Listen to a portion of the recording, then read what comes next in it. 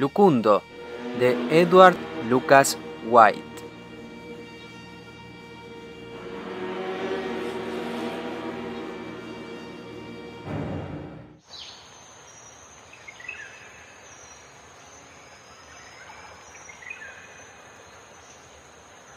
Parece lógico pensar, dijo Tumbley, que un hombre debe aceptar las pruebas que le aportan los ojos, y cuando los ojos y los oídos confirman lo mismo, entonces no cabe duda alguna.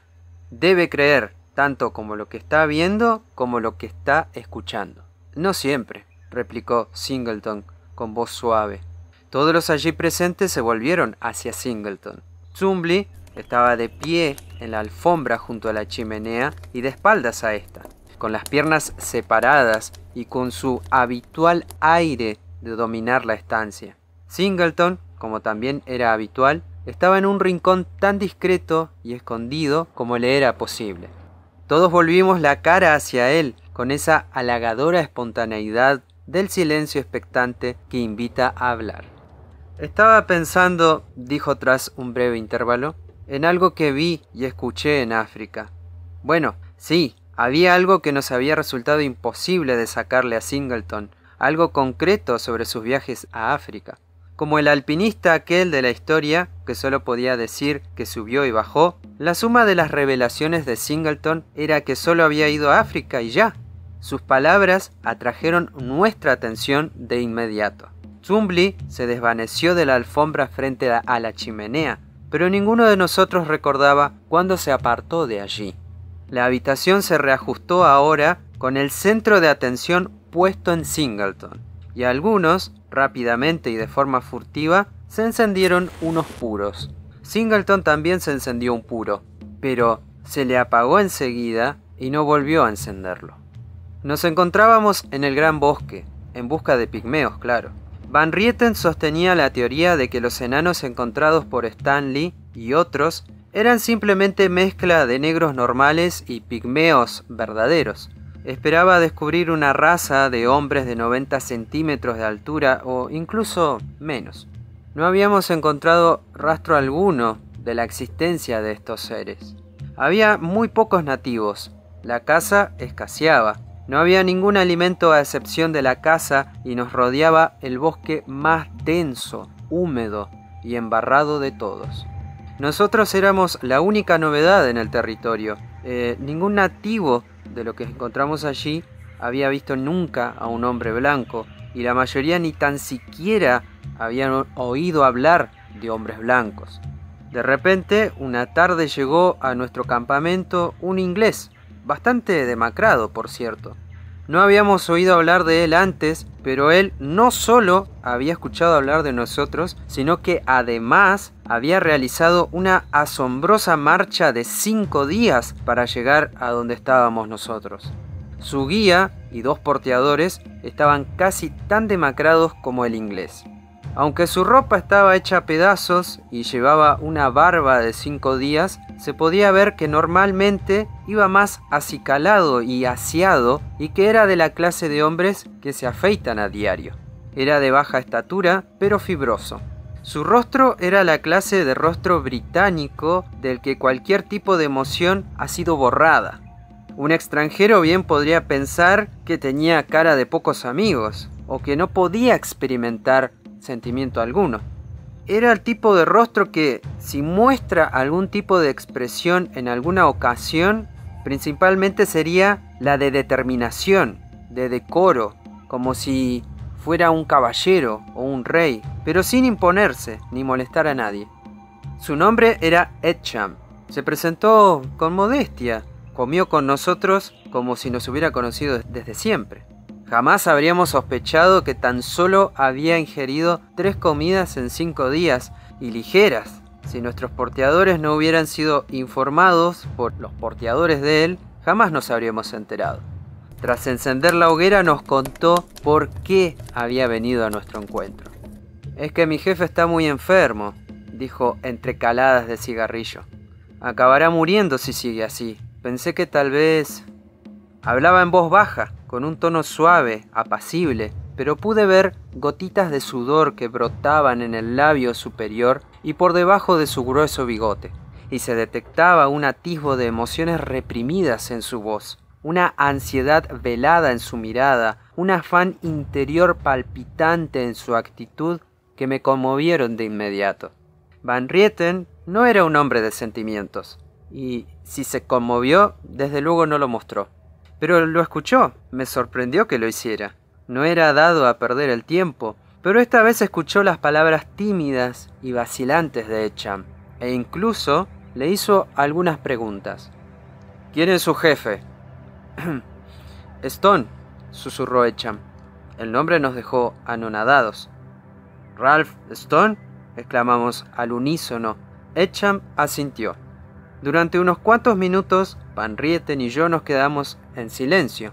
Van Rieten nunca lo había visto, pero yo había sido compañero de clase de Stone, y Van Rieten y yo habíamos hablado de él alrededor de muchas hogueras de campamento.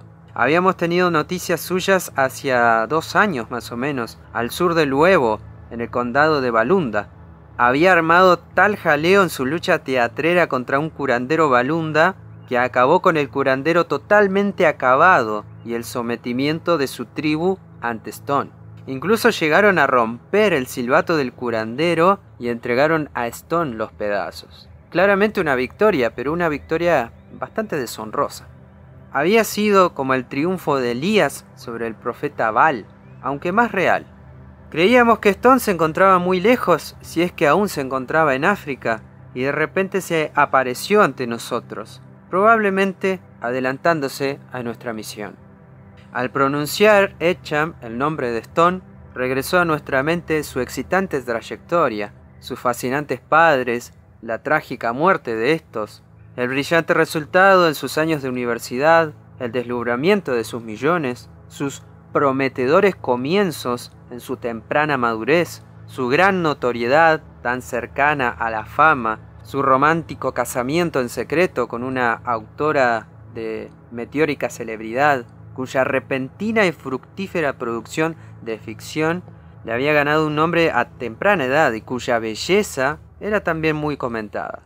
El terrible escándalo por su divorcio, la devoción de la novia hacia su esposo, la repentina pelea cuando todo hubo acabado, el divorcio, el anuncio demasiado publicitado de su próximo matrimonio con la demandante por el caso, en fin, incluso su segunda pelea y su segundo divorcio, su partida de su tierra natal y su llegada al continente negro.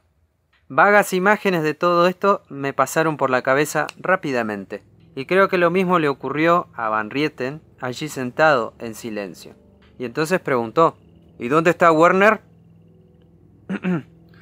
Muerto, respondió Echam. Murió antes de que me uniera a Stone. ¿No estuvo usted con Stone al norte de Luevo? No, dijo Echam. Me uní a él en las cataratas Stanley. ¿Quién está con él?, preguntó Van Rieten. Solo sus sirvientes de Zanzíbar y los porteadores, contestó Echam. ¿Qué clase de porteadores?, preguntó Van Rieten. Son Mangbatus, respondió simplemente. Ese dato impresionó a Van Rieten, y sobre todo a mí mismo. Confirmaba la reputación de Stone de ser un líder de hombres formidable, porque hasta ese momento nadie, y esto es claro, nadie había logrado contratar a hombres de la tribu Mangbatu, y sobre todo como porteadores, porque claro, son fieles a su tierra natal, y mantenerlos a ellos en expediciones largas o difíciles, claramente era un trabajo arduo. ¿Cuánto tiempo han estado ustedes entre los Mangbatu?, fue la siguiente pregunta de Van Rieten. Y unas cuantas semanas, dijo Echam. Stone estaba interesado en ellos y logró recopilar una cantidad considerable de vocabulario a partir de sus palabras y frases.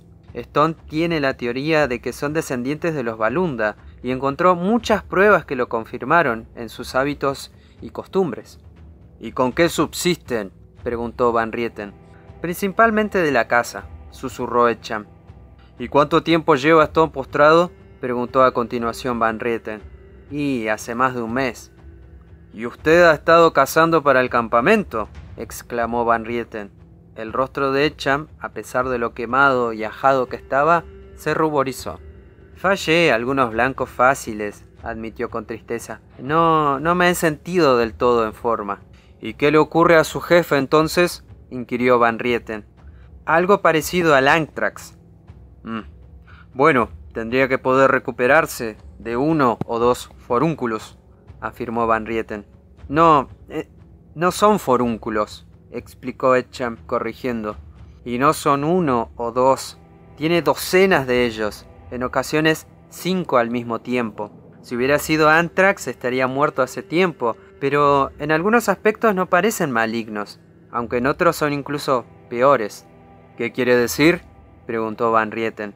Bueno, vaciló Echam, no parecen inflamarse tan profunda y extensamente como los forúnculos, ni tampoco dan la impresión de ser tan dolorosos ni causar fiebre, pero parecen ser el síntoma de una enfermedad que afecta a la mente. Me dejó ayudarlo a que le vendara el primer forúnculo, pero ocultó cuidadosamente los otros, a mí y al resto de los hombres.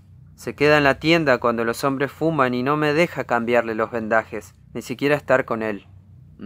¿Disponen de suficiente vendaje?, preguntó Van Rieten. Algo tenemos, dijo Echam, vacilante, pero no quiere usarlos. Lava los vendajes que lleva y los usa una y otra vez. ¿Y cómo se trata los forúnculos entonces? Los corta a ras de piel con un cuchillo.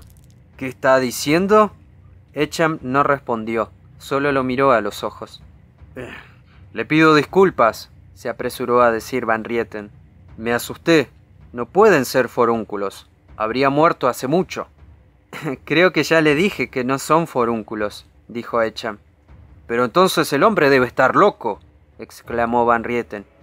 Exactamente, dijo Echam, y me veo incapaz de aconsejarlo o ayudarlo. ¿Cuántas heridas se ha tratado de esa manera?, preguntó Van Rieten. 2, que yo sepa. ¿2?, inquirió Van Rieten. Echam volvió a ruborizarse. Lo vi hacerlo, confesó, a través de una rendija de la cabaña. Sentí la obligación de vigilarlo, como si no fuera responsable de sus actos. Creo que no lo es, afirmó Van Rieten. ¿Y lo vio hacerlo en 2 ocasiones? Supongo, dijo Echam, que hizo lo mismo con el resto. ¿Cuántos forúnculos en total?, preguntó Van Rieten. 2, respondió Echam. ¿Come al menos?, preguntó Van Rieten. Como un lobo, dijo Echam, más que un par de porteadores. ¿Puede caminar?, preguntó Van Rieten. Gatea un poco, pero adolorido, dijo Echam simplemente. Y dice que tiene poca fiebre, reflexionó Van Rieten. Ni mucha ni poca, declaró Echam. ¿Ha estado delirando?, preguntó Van Rieten. Solo en 2 ocasiones, respondió Echam. La primera vez cuando eclosionó al primer forúnculo y la segunda más tarde. No dejó que nadie se acercara a él, pero podíamos escucharlo, hablando sin cesar, e incluso asustó a los nativos. ¿Hablaba en su lengua mientras deliraba?, preguntó Van Rieten. No, dijo Echam, pero hablaba con una jerga similar. Hamed Burgayá afirmó que hablaba en balunda. Yo conozco muy poco el balunda, no se me da muy bien aprender idiomas.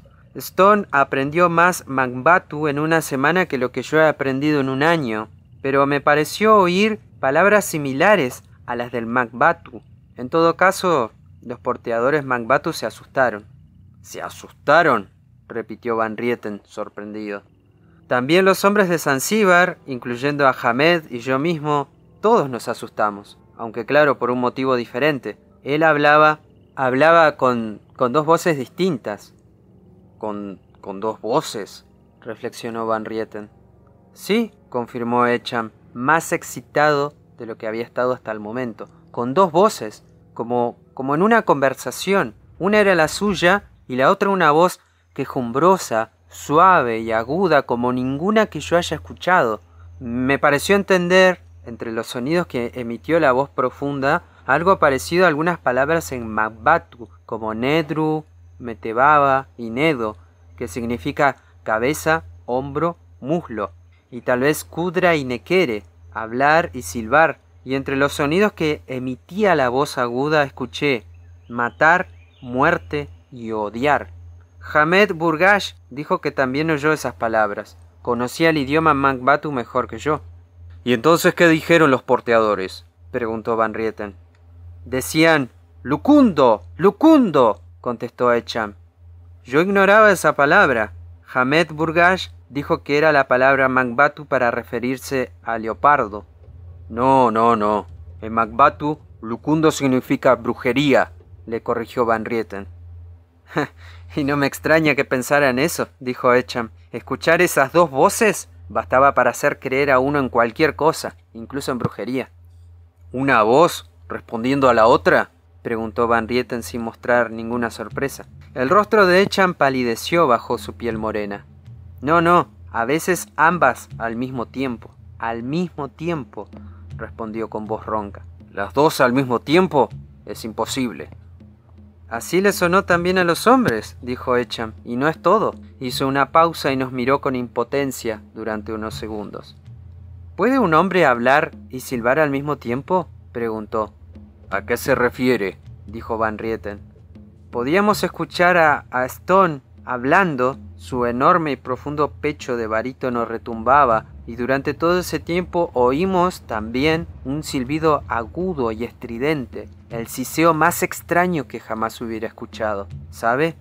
Da igual lo agudo que un hombre adulto pueda silbar, el tono tiene una cualidad diferente del silbido de un chico o una mujer o una niña, suenan más agudos. Bueno, si se pueden imaginar a la niña más pequeña que supiera silbar con un silbido a tono y continuo, ese silbido era así, aunque más penetrante, y sonaba al unísono con la voz grave de Stone, al mismo tiempo.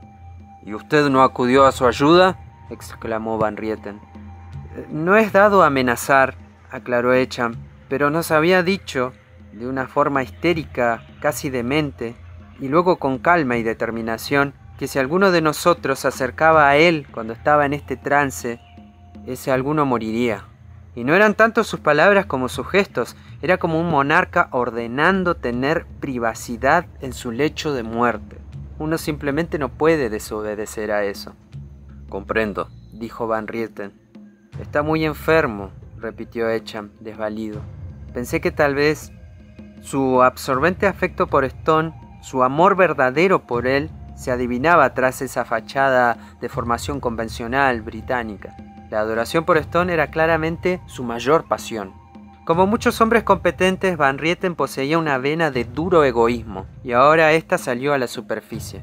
Dijo que nosotros conducíamos nuestras vidas día a día, tanto como lo hacía Stone, que él no olvidaba los lazos de sangre que existen y la ayuda que nos debemos entre exploradores, pero que no tenía sentido poner en peligro a un grupo para el muy dudoso beneficio de un hombre, probablemente ya sin esperanza, que ya era suficiente cazar para un grupo y que si unían los dos grupos, proporcionar comida resultaría el doble de trabajo, que el riesgo de morir de hambre era demasiado grande. Desviar nuestra ruta para embarcarnos 7 días. Alabó, claro, a Echam por su enorme capacidad, pero eso era como perder el tiempo y echar a perder nuestra expedición por completo. Van Rieten tenía la lógica de su parte, y tenía un don para ello. Echam permaneció allí sentado como pidiendo disculpas y respetuoso, como un niño de cuarto curso ante el director del colegio. Van Rieten concluyó. Yo voy en busca de pigmeos, arriesgando mi vida, así que a por pigmeos voy a ir, no a salvar a un enfermo. Quizá entonces esto le interese, dijo Echam en voz muy baja. Sacó 2 objetos de un bolsillo lateral de su camisa y se los dio a Van Rieten. Eran redondos, más grandes que una ciruela grande y más pequeños que un melocotón, del tamaño adecuado para agarrar con una mano de tamaño medio. Eran negros y al principio no vi qué eran. «¡Son pigmeos!», exclamó Van Rieten. «Sin duda pigmeos. Caramba, no deben medir ni 60 centímetros de altura. ¿Puede afirmar que estas cabezas son de adultos?» «No afirmo nada», respondió Echam con calma. «Usted mismo puede examinarlas». Van Rieten me pasó una de las cabezas y el sol estaba a punto de ponerse cuando las vi. Sin duda era una cabeza seca, perfectamente conservada, y la carne tan dura como el charque argentino. Un trozo de una vértebra sobresalía donde los músculos del cuello se habían arrugado en pliegues. La barbilla débil era afilada en una mandíbula protuberante. Los dientes diminutos eran blancos y parejos entre los labios retraídos. La pequeña nariz era chata y la pequeña frente hundida. Había unas pocas matas lanudas raquíticas en el cráneo. No había ningún rasgo de niñez o juventud en la cabeza, más bien de madurez y senilidad. ¿De dónde han salido estas cosas?, inquirió Van Rieten. No lo sé, respondió Echam con sinceridad. Las encontré entre las pertenencias de Stone mientras buscaba medicinas o cualquier cosa que me sirviera para ayudarlo. No sé de dónde las sacó, pero juraría que no las tenía cuando entramos en este territorio. ¿Estás seguro?, preguntó Van Rieten, con sus grandes ojos clavados en los de Echam. Muy seguro, sisió Echam. Pero, ¿y cómo llegaron a su poder sin que usted lo supiera?, objetó Van Rieten. A veces nos separábamos durante 10 días seguidos cuando salía de casa, dijo Echam. Stone no es muy hablador, no me daba ninguna explicación sobre sus tareas y Hamed Burgash es de pocas palabras y mano firme con los hombres. ¿Ha examinado estas cabezas?, preguntó Van Rieten. Exhaustivamente. Van Rieten sacó su libreta, ya que era un tipo metódico. Arrancó una hoja, la dobló, la dividió en 3 trozos iguales, me entregó un trozo a mí y otro a Echam. Solo para confirmar mis impresiones, dijo. Quiero que cada uno de ustedes escriba por separado a qué nos recuerdan estas cabezas. Luego quiero comparar lo escrito. Pasé a Echam un lápiz y escribió. Luego me devolvió el lápiz y fue mi turno de escribir. Lean los 3, me dijo Van Rieten, tras pasarme su papel. Van Rieten había escrito, un viejo brujo Balunda. Echam escribió, un viejo chamán Magbatu. Y yo escribí, un viejo mago Katongo. ¡Miren esto!, exclamó Van Rieten. ¡Miren esto! No hay ningún rasgo Wawabi, Batua o Wambatu en estas cabezas, ni tampoco pigmeo. Eso me pareció a mí, afirmó Echam. ¿Y dice que no las tenía antes? Con toda certeza, no las tenía. Vale la pena investigar entonces, dijo Van Rieten. Lo acompañaré, y en primer lugar haré todo lo posible por salvar a Stone. Le ofreció la mano y Echam la estrechó en silencio. El hombre era todo agradecimiento. Solo la febril preocupación de Echam hizo posible que éste realizara el trayecto en tan solo 5 días. Tardó 8 días en volver sobre sus pasos, a pesar de conocer el camino y de contar con la ayuda de nuestra partida. No habríamos podido hacerlo en 7 días, a pesar de que Echam nos espoliaba en un ataque de furia reprimida. No era el simple afán de cumplir con su deber, sino una devoción ardorosa, una aureola de adoración hacia Stone que ardía bajo su austero exterior convencional y que se mostraba muy a su pesar. Encontramos a Stone bien atendido. Echam había hecho levantar un alto cercado de espinos alrededor del campamento. Las cabañas estaban sólidamente construidas y protegidas con techos de paja, y Stone se encontraba todo lo bien que le permitían los recursos que disponía. Hamed Burgash no compartía el nombre de 2 grandes Sayidis por nada. Había en él un sultán en ciernes. Logró mantener a los Mangbatu unidos. Ni un solo hombre se había marchado y los había metido en cintura. Además, era un hábil enfermero y un sirviente fiel. Los otros 2 hombres de Zanzíbar habían hecho una encomiable labor como cazadores. Aunque todos tenían hambre, en el campamento no estaban ni mucho menos desnutridos. Stone descansaba en un camastro de lona y había una especie de taburete mesa plegable de campamento como taburete turco al lado del camastro. Sobre él había una botella de agua y unos cuantos frascos junto al reloj de Stone y la cuchilla dentro de su estuche. Stone estaba limpio y nada demacrado, pero totalmente ido. No estaba inconsciente, pero sí profundamente aturdido e incapaz de dar órdenes o resistirse a nadie. No pareció vernos cuando entramos ni que fuera consciente de nuestra presencia. Yo le habría reconocido en cualquier lugar.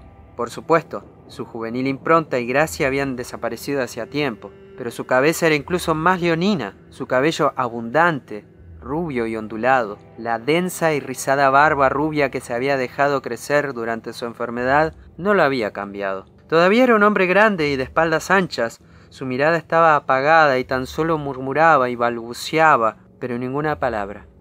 Echam ayudó a Van Rieten a destaparlo para examinar su cuerpo. Estaba bastante musculado a pesar de estar postrado. No había ninguna cicatriz en su cuerpo excepto las rodillas, los hombros y el pecho. En cada rodilla y por encima de esta había una veintena de cicatrices redondas y una docena o más en cada hombro, todas por la parte de adelante. 2 o 3 eran heridas abiertas y 4 o 5 recién curadas. No tenía nuevos forúnculos, excepto 2 a cada lado de los pectorales. No tenían aspecto de forúnculos o eczemas, sino más bien como si algo romo y duro despuntara bajo la carne, y no se veía muy inflamado. «Creo que es mejor que no extirpe estos», dijo Van Rieten, y Echam asintió. Dejaron a Stone lo más cómodo que pudieron, y justo antes de la puesta del sol volvimos a echarle un vistazo. Estaba tumbado boca arriba y su pecho seguía pareciendo ancho y enorme, pero estaba como aletargado. Dejamos a Echam con él y nos fuimos a la cabaña del lado que nos habían asignado. Los sonidos de la jungla no se diferenciaban de los sonidos que habíamos escuchado en cualquier otro lugar durante los últimos meses, y pronto me quedé profundamente dormido. En algún momento, en la total oscuridad, me desperté al escuchar algo. Podía oír 2 voces. Una era la de Stone y la otra era susurrante, entrecortada. Reconocía la voz de Stone a pesar de los años que había pasado desde la última vez que la escuché. La otra voz no se parecía nada que conociera. Tenía menos volumen que el lloro de un recién nacido y sin embargo poseía una insistente potencia como el chirrido de un insecto. Mientras escuchaba oí la respiración de Van Rieten cerca de mí en la oscuridad. Entonces él me oyó y supo que yo también estaba escuchando. Como Echam sabía muy poco balunda, pero fui capaz de distinguir 1 o 2 palabras. Las voces se alternaban con silencios en medio. Entonces de repente ambos sonaron a la vez y muy rápido. La voz grave de barítono de Stone, fuerte, como si gozara de perfecta salud, y este falsete estridente. Ambos sonaban al unísono, como las voces de 2 personas peleándose e intentando hablar por encima del otro. «No puedo soportar esto», dijo Van Rieten. «Vamos a echar un vistazo». Van Rieten tenía uno de estos faros eléctricos cilíndricos. Rebuscó hasta dar con él, apretó el botón y me hizo señas para que lo acompañara. Fuera de la caseta me hizo una señal para que me quedara quieto y apagó la luz instintivamente, como si la vista dificultara nuestra capacidad auditiva. A excepción del débil resplandor que despedían los recoldos de la hoguera de los porteadores, nos encontrábamos en total oscuridad. Pocas estrellas lograban filtrar su luz por los árboles y desde el río tan solo se escuchaba un débil murmullo de agua. Podíamos oír las 2 voces al unísono y entonces, de repente, la voz chirriante cambió a un penetrante y afilado silbido, indescriptiblemente cortante, que continuó durante todo el tiempo que Stone gruñía un torrente de palabras roncas. «¡Dios santo!», exclamó Van Rieten. Abruptamente encendió la luz. Encontramos a Echam profundamente dormido, agotado por su prolongado estado de ansiedad y la capacidad de marcha. Y ahora la carga que lo abrumaba en cierto sentido había pasado a las espaldas de Van Rieten. Ni tan siquiera la luz que iluminó su rostro lo despertó. Así de cansado estaba. El silbido había cesado y las 2 voces ahora sonaban al unísono. Ambas provenían del camastro de Stone, donde el rayo de luz reveló que yacía tal como lo habíamos dejado, aunque ahora tenía los brazos estirados por encima de la cabeza y se había arrancado las sábanas y los vendajes del pecho. El forúnculo en la parte derecha del pecho había reventado. Van Rieten apuntó con la luz al centro de este y lo vimos claramente.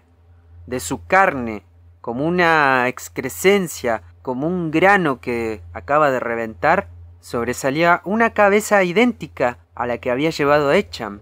Era negra, de un negro brillante como la piel africana. Movía el blanco de los diminutos ojos y mostraba sus dientes microscópicos entre unos labios tan rojos y gruesos que era imposible no ver.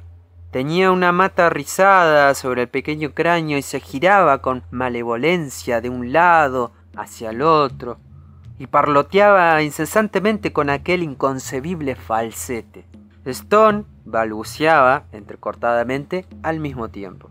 Van Rieten dio la espalda a Stone y despertó a Echam, no sin cierta dificultad.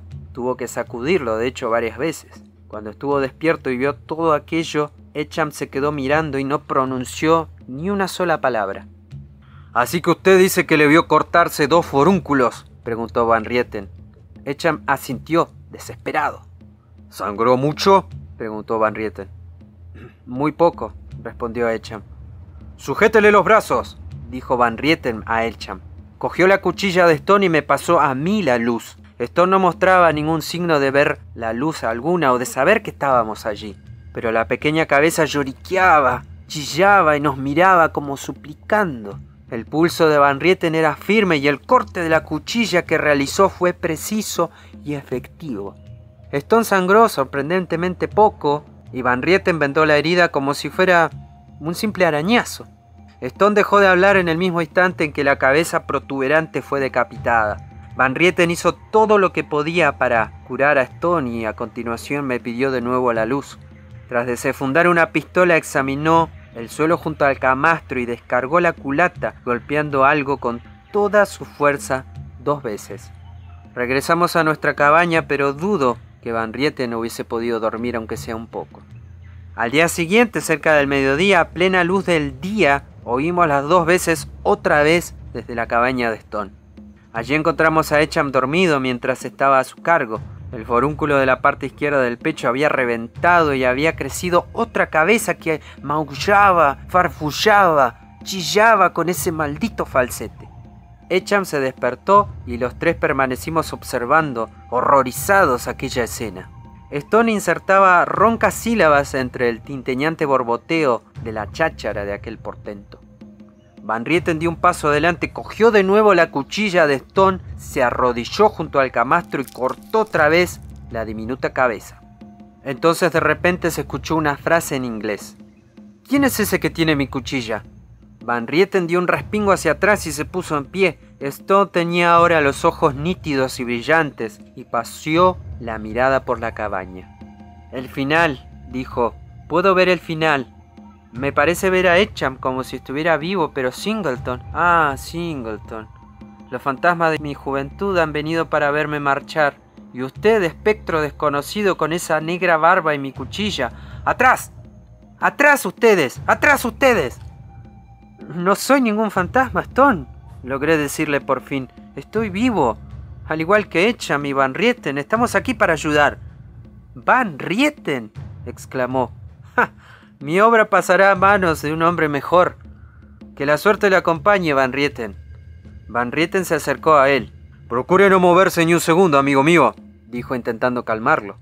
«Solo notará una pequeña puntada». «Ya he tenido que aguantar sin moverme demasiado las punzadas», respondió Stone con perfecta claridad. «Déjeme estar, déjeme morir a mi manera. La hidra no es nada en comparación con esto. Puede cortar 10, 100, 1000 cabezas, pero no podrá cortar la maldición o incluso eliminarla. Lo que ha penetrado en mis huesos no vuelve a salir a la carne. Al igual que el tétuano, allí se aloja. No me corte más. Prométamelo, no me corte más». Su voz poseía el tono mandón de su juventud y conmovió a Van Rieten como siempre había conmovido a todo el mundo. «Se lo prometo», le aseguró Van Rieten. Casi en el mismo instante en el que pronunció esas palabras, los ojos de Stone volvieron a cubrirse de una fina película. A continuación, los 3 nos sentamos alrededor de él y observamos aquel horrendo y balbuceante prodigio que ahora brotaba del cuerpo de Stone, hasta que formaron 2 horribles bracitos negros que se agitaban. Las uñas diminutas estaban perfectamente formadas e incluso podían distinguirse las lunas al borde de estas, y el círculo de la palma era aterradoramente realista. Los brazos comenzaron a gesticular y el derecho tiró de la rubia barba de Stone. «No, esto no lo puedo soportar más», clamó Van Rieten, y volvió a coger la cuchilla. Inmediatamente los ojos de Stone se abrieron y brillaron con dureza. «Van Rieten, ¿acaso no va a cumplir su promesa? Ya le dije, no me corte, jamás vuelva a cortarme». «Pero tenemos que ayudarlo», replicó Van Rieten. «Ya no pueden ayudarme, ni tampoco hacerme daño», dijo Stone. Ya me llegó la hora. Esta maldición no me fue impuesta, creció en mi interior, como este horror de aquí, incluso ahora que me muero.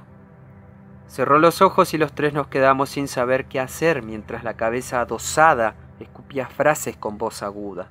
Un segundo más tarde, Stone volvió a hablar. ¿Hablas en todos los idiomas?, preguntó con voz pastosa, y la protuberante miniatura de repente respondió. Dijo que sí. Sí, en verdad, todos los idiomas que hablas. Entonces sacó su diminuta lengua, frunció los labios y meneó la cabeza de un lado a otro. Podíamos ver cómo se hinchaban las finas costillas en los exiguos flancos cuando la criatura respiraba. ¿Me ha perdonado ella?, preguntó Stone con un hilo de voz ahogado. No mientras el musgo cuelgue de los cipreses, chilló la cabecita. No mientras las estrellas brillen sobre el lago, ella no te perdonará. Y entonces con un solo movimiento, Stone se contrajo quedando apoyado sobre un costado. Un segundo después estaba muerto. Cuando la voz de Singleton cayó, la habitación quedó en silencio durante un rato. Podíamos oír la respiración de los otros. Twombly, el menos diplomático, rompió el silencio. Supongo que extirparon aquella miniatura y la trajeron a casa en un frasco con formol. Singleton le lanzó una mirada severa. Enterramos a Stone, dijo, sin mutilarle, tal cual como él nos pidió. Pero, dijo Twombly, toda esta historia es increíble y sin las pruebas... Singleton se puso tenso. No esperaba que ustedes la creyeran, dijo. Empecé diciendo que aunque lo oí y lo vi, ahora cuando echo la mirada atrás, ni siquiera soy capaz de convencerme de que aquello ocurrió. Lucundo, de Edward Lucas White.